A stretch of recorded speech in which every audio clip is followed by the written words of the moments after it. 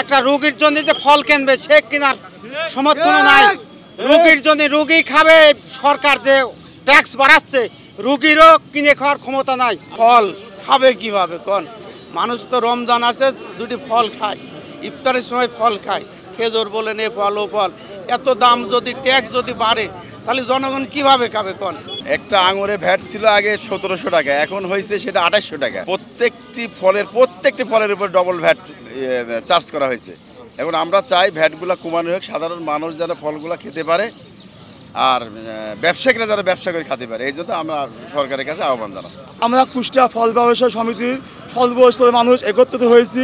আমরা খুব কষ্টের কারণে আমাদের ফল ব্যবসায়ী ধীরে ধীরে সরকারের শুল্ক বৃদ্ধি পাচ্ছে, এর জন্য আমাদের ফল ব্যবসায় অনেক ক্ষতি হচ্ছে। আস্তে আস্তে ফল বিক্রি কমে যাচ্ছে। আমরা চাই এই ফলের শুল্ক না বাড়ায়, ফলের শুল্কটা কমাইয়ে সর্বস্তরের মানুষ যাতে ফল কিনে খাইতে পারে, এই জন্য সরকারের বিরুদ্ধে আহ্বান জানাচ্ছি। এবং সরকার আমাদের যে আশ্বাস দিয়েছিল যে ফলের শুল্ক না বাড়ায় শুল্ক কমাইবো, এই জন্য তো সরকার যেন আমাদের দাবিদার মেনে নিয়ে ফলের শুল্ক কমাইয়ে সর্বস্তরের মানুষ যেন ফল কিনে খাইতে পারে, এই আহ্বান জানাচ্ছি। আমরা মনে করেন আগে 150 টাকা 160 টাকা ফল কিনতাম, সেই ফল এখন 320-30 টাকা কিনা লাগে। মনে করেন দিন গেলে পরে 400 টাকা কিনা লাগে, দিন গেলে আপনার 50 টাকা বাড়তে হয় কেজিতে। আমরা মনে করেন আগে 40 কেজি 45 কেজি বেদনা বেচতাম, এখন 18 কেজি বেদনা বিক্রি করতে পারি না।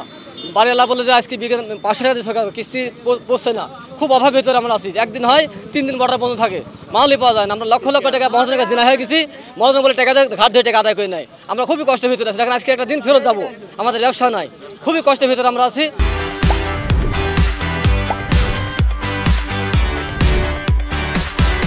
আগে ছিল হচ্ছে 2000 টাকা, এখন হচ্ছে 4000 টাকা।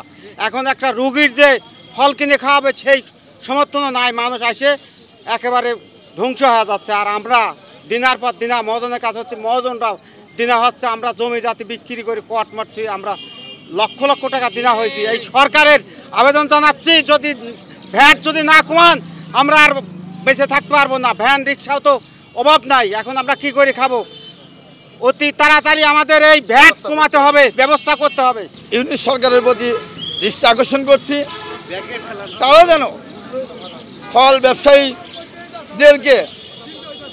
ব্যবসায়ীদের উপলক্ষে তারা যেন ফলের ভ্যাট ট্যাক্স কমায় দেন।